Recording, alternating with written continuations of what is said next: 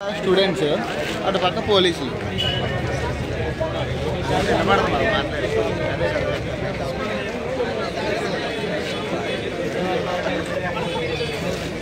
Brother ఒకటి గుర్తుపెట్టుకోండి, post ఇప్పుడు పెంచకపోతే ఎప్పుడు పెంచారు. జోన్కు 10 పోస్టులు కూడా లేవు. మీ ప్రిపరేషన్ అయినా కూడా వేస్ట్. దయచేసి అందరూ ముందుకు రాండి.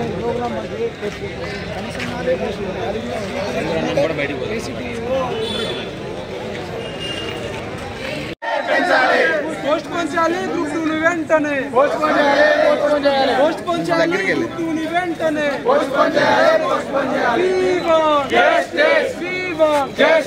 Group 2 post 1 group 2 post 1 group 2 post 1 group 2 post 1 పోస్టులను వెంటనే పెంచాలి గ్రూప్ పోస్టులను వెంటనే పెంచాలి.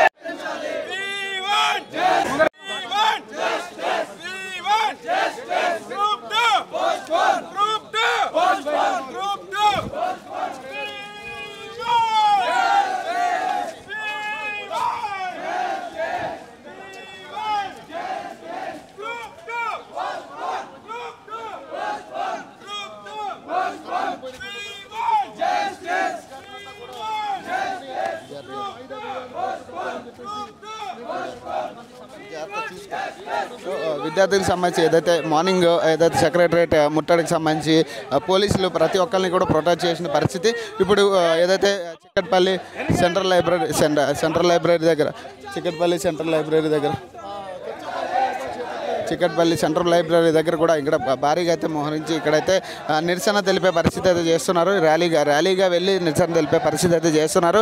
ఏదైతే మొన్న కూడా అర్ధరాత్రి అశోక్ నగర్ చౌరస్తాలో కూడా ఇదే ధోరణిలో అంటే నైట్ వీళ్ళ ధర్నాకు దిగారు. దాని తర్వాత ఏదైనా రెస్పాన్స్ వస్తుంది అనుకున్నారు, కానీ దాని తర్వాత కూడా ఎట్లాంటి రెస్పాన్స్ రాకపోయేసరికి ఇప్పుడు నిరసనగా ఇక్కడ ఏదైతే వీళ్ళు ర్యాలీ చేపడుతున్నారో మరి దీన్ని ఎంతవరకు పోలీసులు దీన్ని సహకరిస్తారు, లేదంటే పోలీసులు ఎంతవరకు దీన్ని ఆపే ప్రయత్నం చేస్తారనేది వేచి చూడాలి.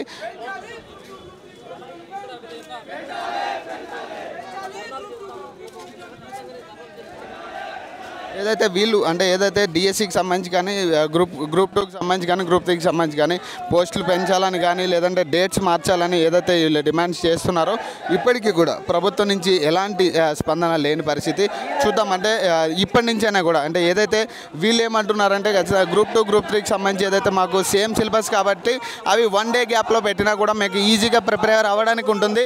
కానీ ఏదైతే డిఎస్సితో పాటు కలిపి పెట్టడం వల్ల ఏంటంటే అది వేరే సిలబస్ ఇది వేరే సిలబస్ కాబట్టి ఏదైతే సెపరేట్ సిలబస్ కాబట్టి అది కొంచెం మాకు ప్రిపేర్ అవ్వడానికి ఇబ్బంది అవుతుంది. మళ్ళీ ఏదైతే గ్రూప్ 2 రాయాలో మరి గ్రూప్ 3 టైంలో మరి ఇబ్బంది అవుతుంది. మళ్ళీ మనం ఇది చేయాల్సి ఉంటుంది. సో చూడొచ్చు అంటే ఇక్కడ పోలీసులు కూడా మోహరించిన పరిస్థితి. రైట్, చూడొచ్చు అండి స్టూడెంట్స్ కూడా భారీ ఎత్తున అంటే ఇక్కడ పోలీసులకి స్టూడెంట్స్కి చూడొచ్చు. అంటే చూడు ఫ్రంట్కి రా. పోలీసులు అయితే గేట్లు అయితే మూసేసి ఏదైతే వాళ్ళని నిరసన తెలపనివ్వకుండా చేద్దామనే ప్రయత్నం అయితే చేస్తున్నారు. మరి చూడాలి మరి అంటే ఇక్కడ ఎలాంటి పరిణామాలు చోటు చేసుకోండి. ఎందుకంటే వాగ్వాదాలు అయితే జరిగే అవకాశం ఉంది ఖచ్చితంగా. ఎందుకంటే గతం నుంచి చూస్తున్నాం పోలీసులు ఎలాంటి వైఖరిలో చూస్తున్నారు ఇవన్నీ కూడా. సార్ మేమేం చేస్తాం గ్రూప్ 2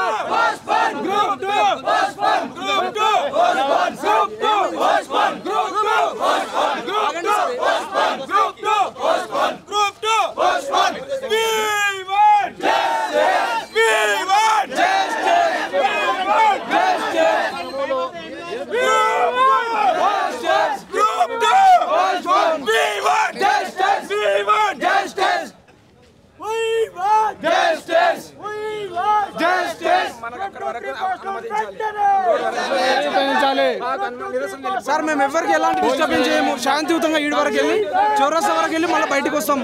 దయచేసి మనం అర్థం చేసుకోండి. మాకు ఇలా లాస్ట్ అవకాశం, ఇంకెప్పుడు ఇలాంటి అవకాశం రాదు.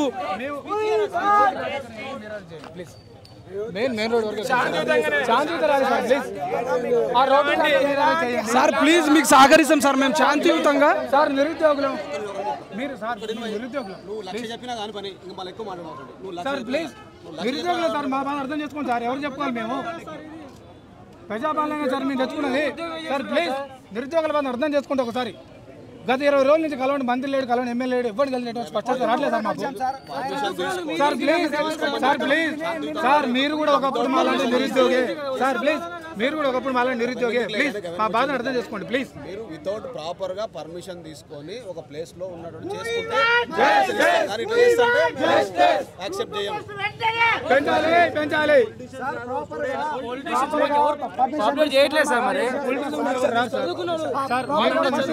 మొన్న అశోక్ నగర్ సిగ్నల్ దగ్గర పొలిటిషియన్ ఇస్తే మేమే స్వచ్ఛంగా వాళ్ళు పంపించాం.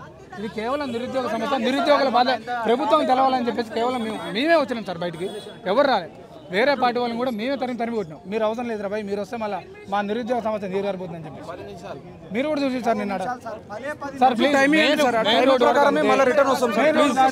రోడ్ దాటి మీరు అరెస్ట్ చేయండి. నేను చెప్తున్నా కదా సార్ మీడియా ముఖంగా. సార్ మీరు రికార్డ్ చేసుకోండి, మెయిన్ రోడ్ దాటి మీరు అరెస్ట్ చేసుకోండి. వైలేషన్ ఎవరు చేశారు సార్? బాధలు చెప్పుకుంటే వైలేషన్ వితౌట్ పర్మిషన్ వైలేషనే. Without permission anything violation. Permission ఉన్నదని కూడా శాంతియుత ర్యాలీ సార్. శాంతియుతమైన సరే దానికి ప్రొసీజర్ ఉంటుంది, పద్ధతి ఉంటుంది. దాని ప్రకారం ముందు పర్మిషన్ తీసుకొని మీరు చేసుకుంటే ఇబ్బంది ఏం లేదు. సో వితౌట్ పర్మిషన్ చేస్తే అది పర్మిషన్ ఎక్కడ ఇస్తారు సార్? ఇస్తారా సార్? మాకు చేసుకుంటే ఇస్తారు. మాకు ఇస్తారా సార్? ఎక్కడ ఇచ్చేటట్టు సార్? నిరుద్యోగం అవబడితే వాడిని ఒక టెర్రరిస్ట్ చూసినట్టు చూస్తున్నారు. ఎక్కడ అవబడితే అక్కడ లేకపోతే ఇదే ముచ్చట. ప్రతి ఒక్కరిని ఆపుడు సెల్ ఫోన్ చూపించమన్నాడు. కాదు సార్, అసలు నిరుద్యోగి తిరిగేటట్టు లేదు సార్. అది మీరు అంతగానో భయపెట్టినారు ఫస్ట్ నిరుద్యోగుల్ని. ఒక్కడు కూడా బయటకు రావట్లేదు సార్. రోడ్ల మీద తిరగలేదు ఎవడు మీకు భయపడి ఫస్ట్. కాదు సార్, ఎవరు పెడతాం వాళ్ళ ఆఫీస్ సెల్ చెక్ చేయడం, ఎంత చేయడం, పిల్లలు భయపడుతున్నారు సార్. అసలు సార్ ప్లీజ్ ఫ్రెండ్లీ పోలీసింగ్ అంటే ఇదేనా sir? Sir please only road వరకు వెళ్ళొస్తాం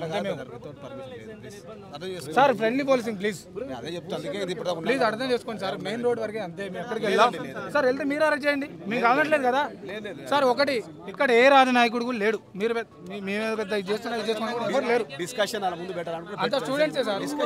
కాదు సార్, ఈ రాజకీయ నాయకుడు ఎవరు లేరు, కేవలం నిరుద్యోగులమే సార్. మీరు కూడా అర్థం చేసుకోకపోతే సార్ మా నిరుద్యోగుల బాధ ఎవరు చెప్పుకోవాలి సార్? 10 సంవత్సరాల నుంచి నిరుద్యోగంతో మగ్గిపోతున్నాం మేము.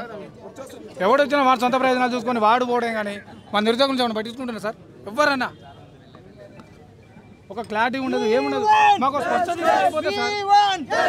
మాకు మాత్రం ఏమన్నా సార్ సరదన్నా సార్ రోడ్ల మీకు రావడానికి? మాకు స్పష్టత అయిపోతుంది సార్. ఖచ్చితంగా అయితే అని చెప్పి కాదని చెప్పారు ఒక మాట. స్టూడెంట్స్ అటు పక్క పోలీసులు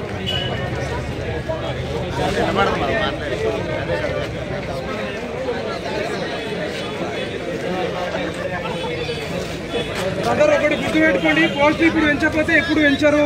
జోన్కు 10,000 పోస్టులు కూడా లేవు. మీ ప్రిపరేషన్ అయినా కూడా వేస్ట్. దయచేసి అందరూ ముందుకు రాని.